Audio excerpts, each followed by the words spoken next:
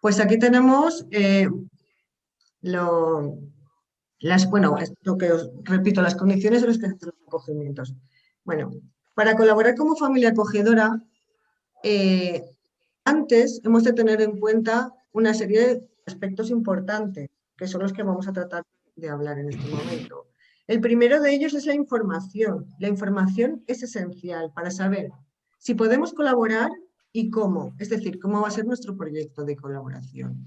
Necesitamos información sobre, primero, qué es el acogimiento familiar dentro del sistema de protección, que es un poco la introducción que nos ha hecho Ricardo. Después necesitamos saber cuáles son los criterios para la selección de familias y cómo se declara la aptitud, nuestros derechos y responsabilidades como familia acogedora y también pues, conocer los perfiles, características y derechos de las personas susceptibles de ser acogidas. ¿Cómo podemos encontrar esta información? Pues por muchas vías. Eh, Puede ser a través de la charla informativa que se hace en la Dirección Territorial cada 2 meses, a través de entidades como Acaronar, en las que hacemos una información, una intervención de información, acompañamiento y seguimiento. Después también a través de Internet, a través de estos webinars y de otros. En fin, hay muchas vías, pero una de ellas es obligatoria, es la charla informativa en la Dirección Territorial. Ahora mismo, debido a la situación de COVID, además se tiene que hacer con cita previa.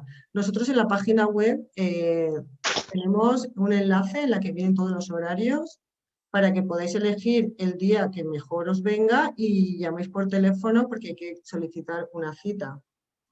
Bien, una vez que disponemos de la información suficiente para construir nuestro proyecto de colaboración como familia acogedora, presentamos nuestro ofrecimiento. En él incluimos nuestra disponibilidad, las características de nuestro acogimiento, lo que hemos llamado el proyecto de colaboración como familia acogedora. Este ofrecimiento consiste en rellenar 2 documentos y se presentan ante la administración vía telemática. En este caso, por ejemplo, nosotros a las personas con las que estamos trabajando y con las que podemos trabajar, os facilitamos el enlace donde poder subir los documentos. También se puede hacer a través de puntos habilitados como el PRO, y aunque prefieren que sea telemática la presentación. Y luego, en este momento en el que presentamos nuestro ofrecimiento ante la administración, no hace falta presentar ningún documento más, porque cuando rellenas el cuestionario y demás, hay una casilla que dice que si no estás de acuerdo en que consulten tus datos, entonces sí que habría, pero en principio no hay que aportar ningún documento. Ujú. Vale, una vez que se presenta el ofrecimiento ante la administración, este ofrecimiento ha de valorarse para poder declararse su aptitud. Y no existe un orden cronológico para iniciar el procedimiento. Es decir, que yo lo he presentado en febrero y a lo mejor mi prima lo presenta en abril y a ella la llaman antes que a mí. Pues es que no hay un orden de presentación para iniciar. Tienen preferencia siempre las tramitaciones de aquellos ofrecimientos que suponen una alternativa familiar para las personas con menos posibilidades de ser acogidas. Este es el criterio más frecuente por el que las familias son llamadas antes. Y una cosa importante es que el presentar el ofrecimiento en sí no siempre implica que se inicie la valoración. Si pasados 2 años desde la presentación sin que se haya iniciado la valoración, este pierde vigencia y entonces después de los 2 años, si no nos llaman, no nos dicen nada, habría que volver a presentar otro ofrecimiento. Bueno, ahora voy a tratar de explicaros un poco cuál es el procedimiento para la valoración de aptitud de las personas que se ofrecen para colaborar como familias acogedoras. Bueno, de esto se encarga la Dirección Territorial, en este caso de Valencia, y propone una serie de sesiones y charlas formativas. Es un proceso de valoración y formación a la vez, que trata de evaluar la aptitud y capacidad de las personas o familias para dar respuesta al acogimiento que se ofrecen y también desarrollar competencias y expectativas adecuadas para atender las necesidades y particularidades de las personas acogidas. Es decir, se evalúa aptitud y capacidad y por otro lado se forma en competencias destinadas al atender las necesidades de las personas susceptibles de ser acogidas. La formación sirve a la vez para evaluar y una cosa importante es que ha de realizarse por ambas personas en caso de que sea un ofrecimiento conjunto o también por las dos personas, si es pareja, claro, cuando se dirige a un acogimiento especializado, aunque solo una de las personas integrantes reúna los requisitos. Luego vamos a ver un poco esto de lo que es el acogimiento especializado. Ahora no voy a entrar en esta materia. Además, esto de forma obligatoria y de forma voluntaria pueden participar todas las personas mayores de edad que haya en la familia. Una pregunta que me soléis hacer cuando hablamos del acogimiento familiar es ¿cuáles son los criterios para seleccionar a la familia? Bien, pues así de modo un poco general y sin entrar en mucha profundidad, eh, lo primero que al tener en cuenta es el perfil de ofrecimiento que tengamos, la disponibilidad de la que hemos hablado antes. Según como las características de nuestro acogimiento, pues habrá una mayor probabilidad de selección o no. Hay unas condiciones mínimas respecto a las características de la persona o familia que presenta el ofrecimiento, pues se valora su capacidad y su motivación, que sean coherentes con el recurso. Otra condición mínima es no tener antecedentes relacionados con delitos en el ámbito familiar, sexual o violencia de género. Tener medios de vida suficientes para atender las necesidades de la persona acogida, estar en disposición, esta es muy importante a mi entender, estar en disposición de, primero, respetar los derechos de la persona protegida, su identidad, expresión de género y su orientación sexual. Segundo, cumplir los objetivos del plan de protección de la persona acogida. Tercero, estar en disposición de propiciar la relación con su familia de procedencia y colaborar con los agentes del sistema de protección. Lo que se busca en este proceso de selección es familias candidatas que tengan un compromiso con el recurso y capacidades para llevarlo a cabo. También se valora la participación de otros miembros de la familia, incluidos los menores, los miembros menores de edad, quiero decir, cuál es su disposición a colaborar con los objetivos del plan de protección y hacerles partícipes de la vida familiar, respetando al mismo tiempo su identidad familiar de origen. También se trata de ver qué condiciones si cumplen las condiciones necesarias para ofrecer una base de apego seguro en un entorno estimulante. Bueno, pues después de este proceso de valoración-formación, se emite un informe psicosocial donde se recoge la valoración final y una propuesta fundamentada de aptitud o no aptitud. Me gustaría señalar que la discapacidad por sí misma no es causa determinante en la exclusión de aptitud para el acogimiento. Bien, una vez se declara la aptitud para acoger, la persona o familia queda inscrita en el registro de familias acogedoras de la Comunidad Valenciana, ya sea familia extensa o familia educadora, que eso también lo vamos a ver luego, la diferencia, que muchas y muchos ya lo sabéis, pero luego lo veremos. Y una cuestión importante que se incluye en el decreto es que el plazo máximo para resolver y notificar la resolución de aptitud es de 6 meses, desde la fecha de inicio del procedimiento. Ojo, no presentación del ofrecimiento. Desde que se inicia el procedimiento, desde que contactan contigo para decirte, pues establecen el primer contacto donde ya se queda para la formación y demás. Luego también otro aspecto importante que hemos encontrado es la revisión, porque se introduce un plazo de vigencia de 3 años de la declaración de aptitud para acoger y puede ser revisado y actualizado. ¿Qué factores pueden llevar a la baja del registro? Bueno, pues estar 2 años en él sin haber realizado ningún acogimiento que no sea a causa de la administración, claro. También los cambios de circunstancias que afecten a la aptitud para poder acoger y en el bienestar de las personas acogidas. Y uno es el falseamiento de datos u ocultación.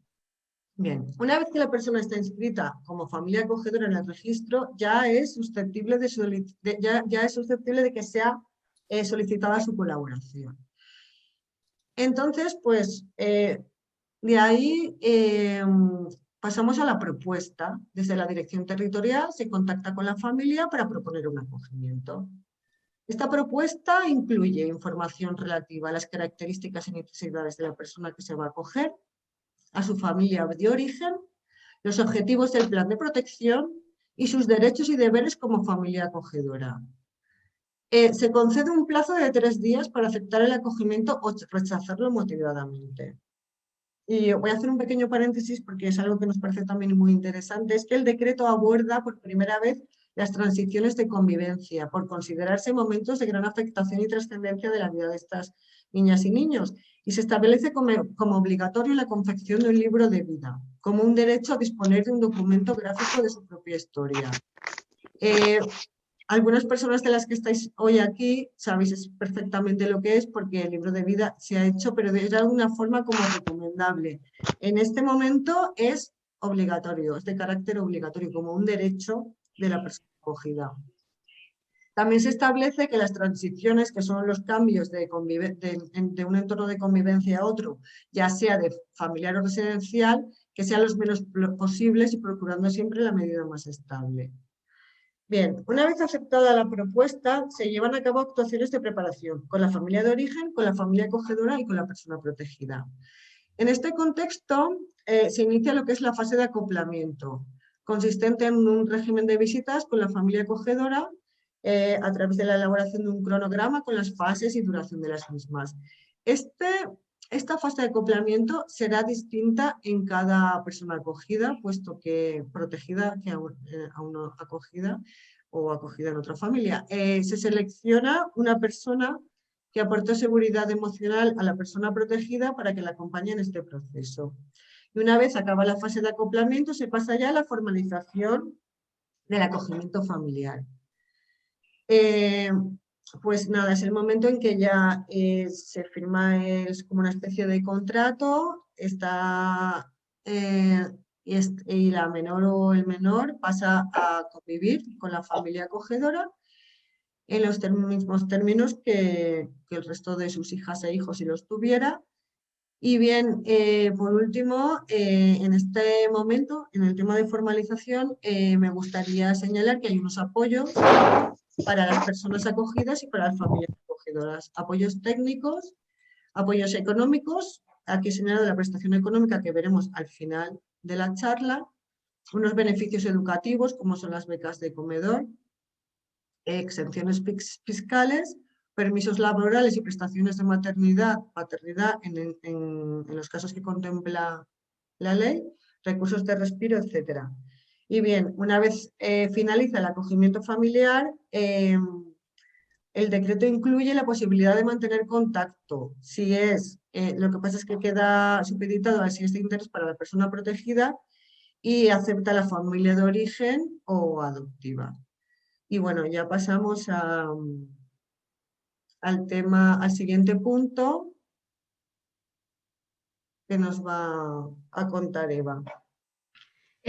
Bueno, ahora Ricardo os contará con más detalle, pero un poco explico cuáles son las modalidades del acogimiento familiar y las familias acogedoras. Como veis, el título indica que se diferencian en dos. O sea, bueno, no es una diferenciación como tal, sino que se explica desde las modalidades del acogimiento familiar y del tipo de familias que hay, que acogen.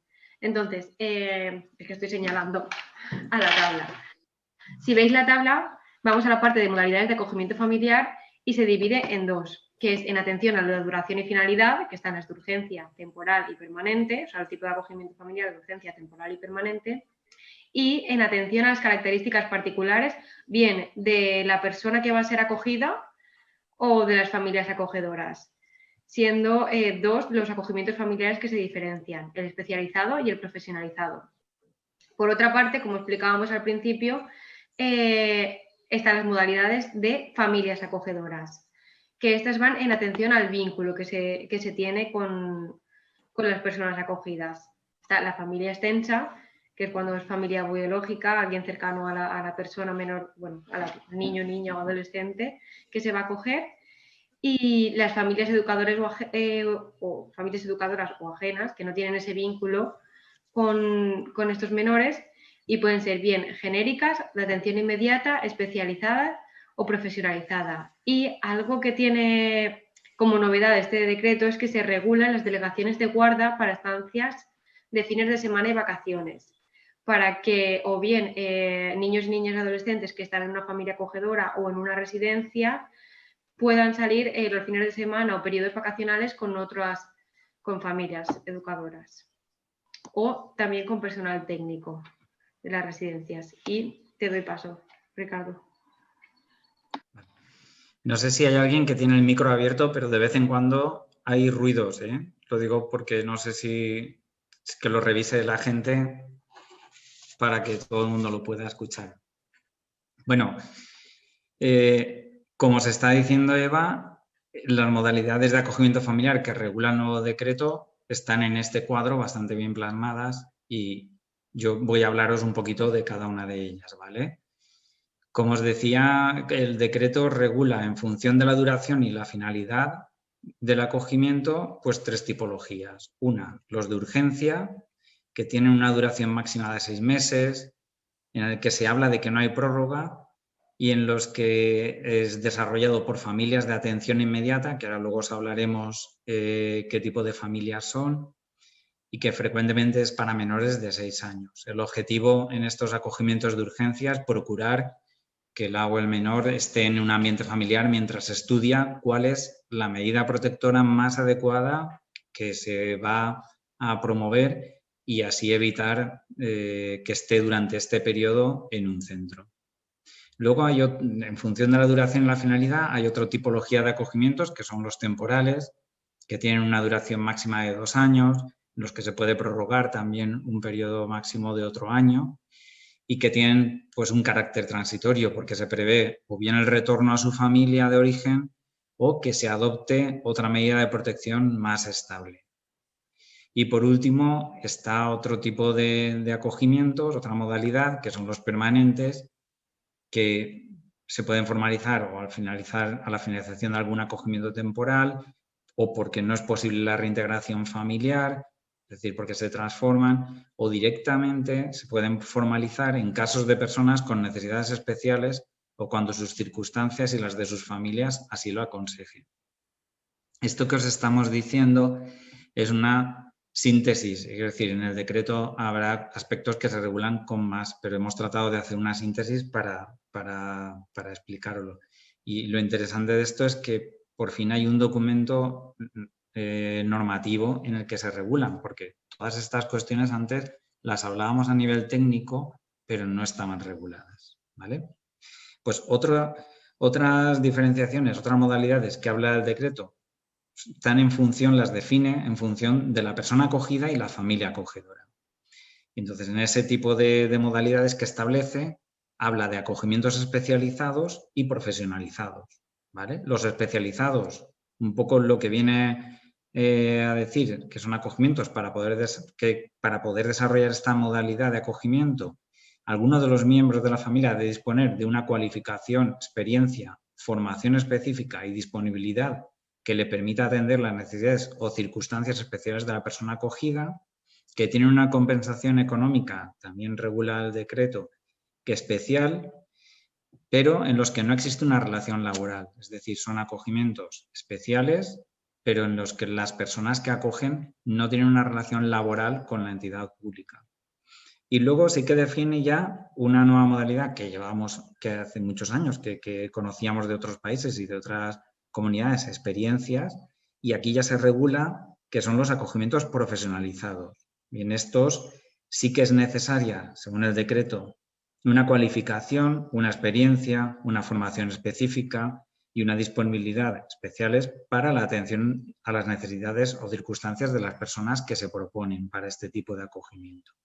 Existe, lógicamente y evidentemente, una compensación económica, que no sería una compensación, sino es una remuneración, mejor dicho, y sí que existe esa relación laboral, que además es con la entidad pública.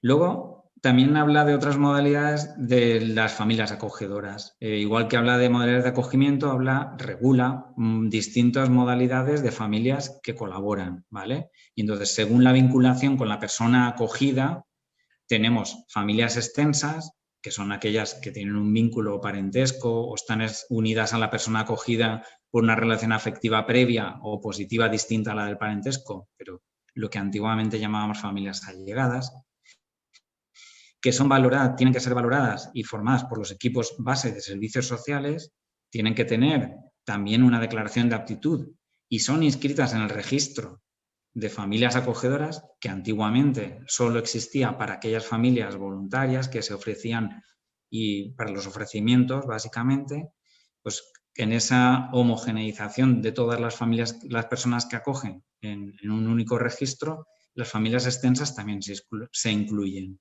que tienen también, se ha homogeneizado la prestación igual que a las familias educadoras, y en estas no es posible el acogimiento familiar especializado de grado 2, que en el decreto lo definen y luego podemos comentarlo. Y luego están las familias educadoras o ajenas, es en las que no existe un vínculo de parentesco, relación previa con la persona acogida, cuya formación y valoración se realiza por la dirección territorial, y el acogimiento se establece en función del perfil de la persona acogida y el perfil de la persona acogedora, es decir, según la aptitud para acoger, según la disponibilidad expresada en su ofrecimiento, sus características y su dedicación. Luego hay otras modalidades según la dedicación, la disponibilidad y la relación con la entidad pública, ¿vale? Sí, tenemos también que se definen en el decreto lo que son familias genéricas, que son las declaradas aptas para el acogimiento, que no presentan circunstancias que requieran de cualificación específica o especialización específica, que tienen una disponibilidad limitada a la formalización de acogimientos temporales o permanentes de personas cuyo plan de protección ya está definido. Son las familias genéricas. Como en el decreto se define mucho, esta es la modalidad que no tiene ninguna especialización. Y entonces va más allá del decreto y empieza a definir unas familias que llama de atención inmediata, que estas son formadas y declaradas aptas previa valoración para los acogimientos de urgencia. Las familias acogedoras de atención inmediata son las que desarrollan este tipo de acogimientos, ¿vale? Tienen una disponibilidad total y una serie de características específicas.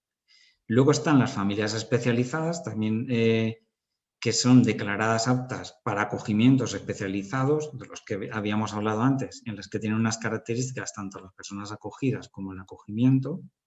Y luego las profesionalizadas, que también, como ya hemos dicho, reúnen unas condiciones específicas.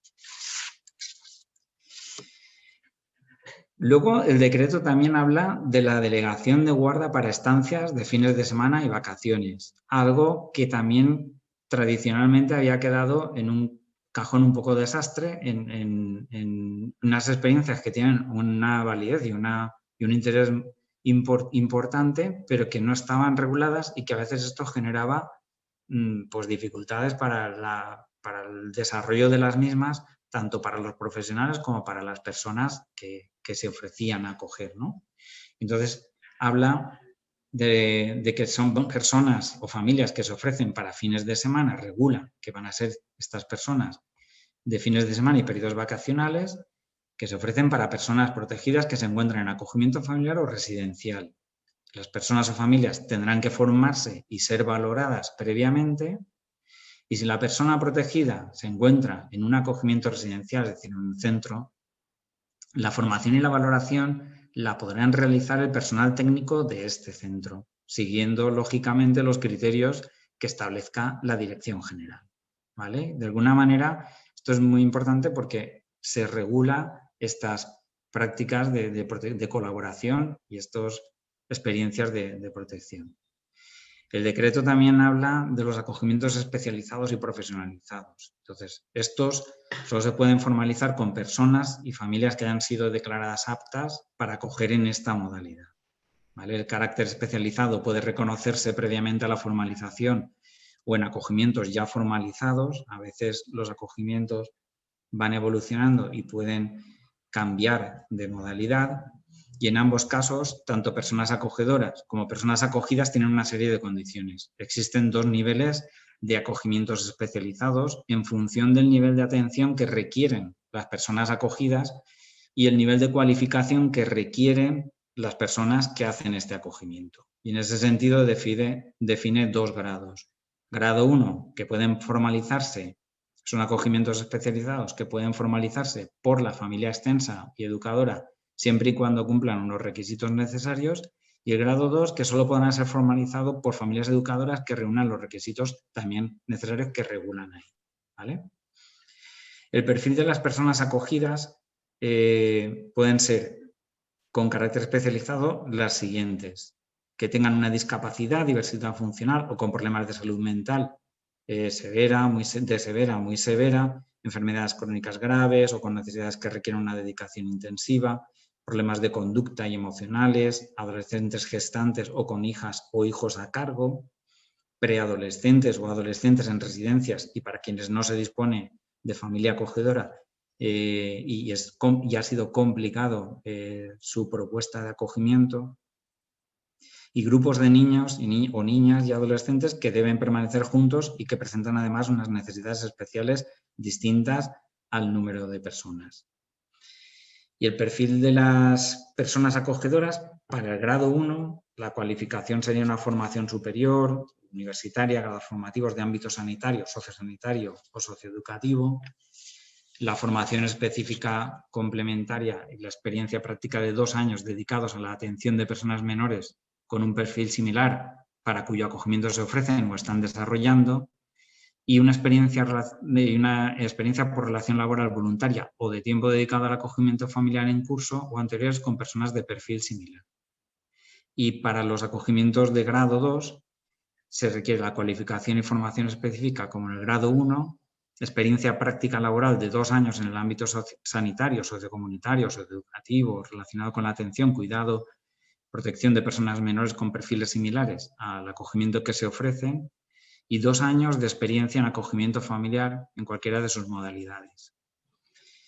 La formación y preparación común al dirigir el ofrecimiento a un acogimiento especializado de grado 2, una vez obtenida la aptitud, deben participar en un curso obligatorio que se realizará de formación específica y complementaria, orientado a la atención de personas menores con necesidades especiales. Tanto en el grado 1 como en el 2, tras formalizarse los acogimientos especializados, la entidad pública convocará a estas familias a cursos de formación continua de obligada asistencia. Funciones específicas para las personas declaradas aptas para estos acogimientos especializados de grado 2. Habrá que hacer una elaboración de un plan de intervención de acogimiento formalizado que deben respetar y cumplir los marcados en el plan de protección, emitir informes técnicos que sean requeridos, más informes de seguimiento trimestrales, más un informe final al cese del acogimiento, y tendrán que asistir a reuniones de coordinación técnica, seguimiento, evaluación continua o grupos de reflexión y análisis que sean convocados. Es decir, hay una disponibilidad y una participación en el plan de protección mayor y más activa, ¿vale? Respecto en el decreto también habla de simultaneidad de acogimientos y la compatibilidad de acogimientos especializados con otros de la misma modalidad o diferente, menos con acogimientos de urgencia. La simultaneidad de acogimientos también estará condicionada al acuerdo de la comisiones de protección a la infancia y adolescencia que se valora, es decir, que se estudiará la situación y previo a un informe técnico, pues se valorará si esa simultaneidad es posible o no es posible. Y respecto al acogimiento profesionalizado, se regirá por lo dispuesto para los acogimientos especializados de grado 2 y existirá la relación laboral con la Generalitat Valenciana por parte de las personas que lleven a cabo ese acogimiento. Y por último, de las modalidades, el acogimiento familiar de urgencia queda definido cuando por la urgencia de la situación en la que se encuentran las personas menores de edad es necesaria la retirada inmediata de su núcleo de convivencia o aparece sin un núcleo de convivencia y hay que atender de manera inmediata. El objetivo de estos acogimientos es la atención mientras se estudia las circunstancias para poder determinar la medida protectora más adecuada.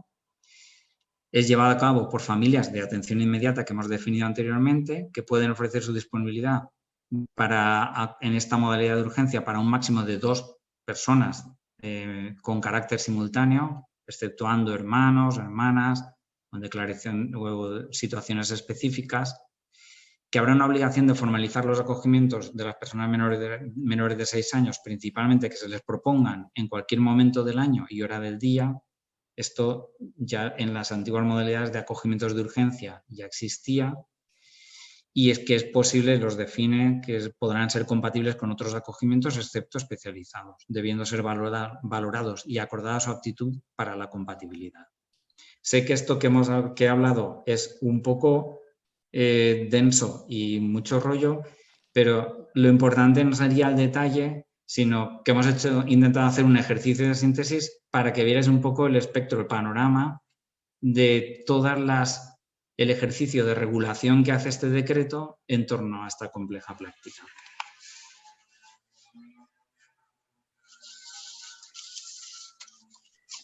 Vale.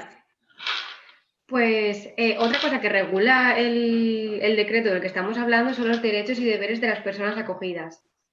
Esto es algo que en la línea del acogimiento familiar siempre se ha tenido presente, pero el decreto ahora remarca esto con especial énfasis.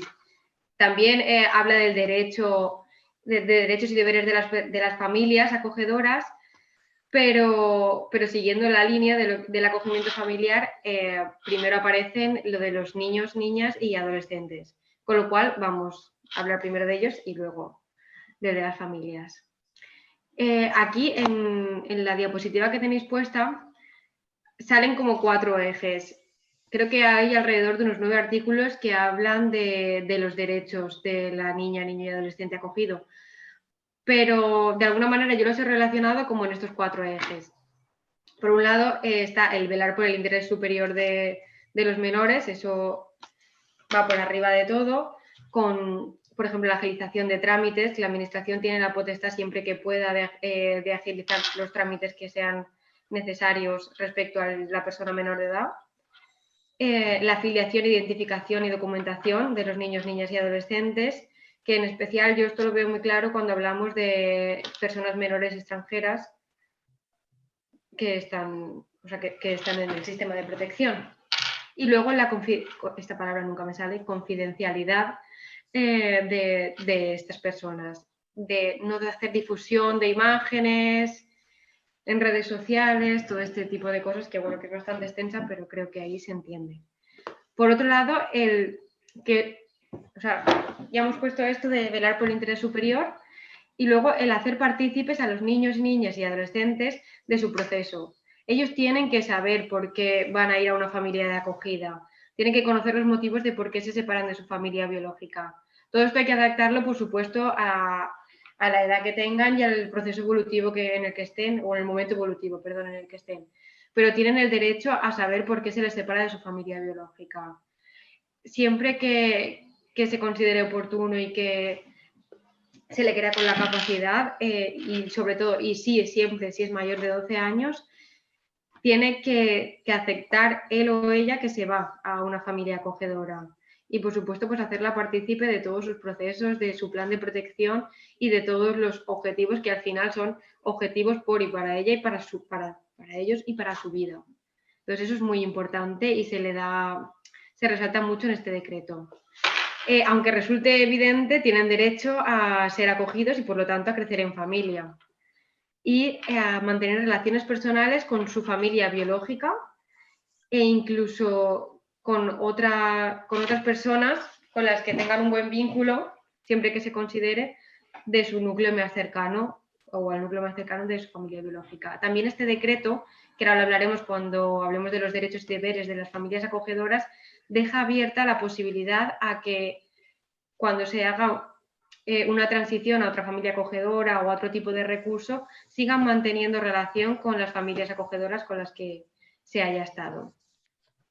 Y paso a la siguiente. Y como hablábamos, pues obviamente también las familias tienen derechos y deberes como los niños. Bueno, como los niños no tienen los suyos propios, pero también los tienen. Aquí he hecho un pequeño pupurri que, si me permitís, ahora citaré una enumeración que había puesto. Respecto a derechos y responsabilidades, pues se enumeran algunos como, bueno, principalmente son todos aquellos, los deberes y responsabilidades son todos aquellos que van en relación al adecuado desempeño de la guarda y de velar por los derechos que se han hablado con anterioridad de los niños, niñas y adolescentes. Pero tienen, perdón, me voy a pasar a derechos, ¿vale? Por no liaros. O sea, está el derecho a tener información de dónde viene este niño o esta niña, cuáles son sus características, o sea, saber quién es la persona que viene para poderla atender mejor. Incluso en algunas ocasiones, si se considera necesario, tener acceso al expediente de protección.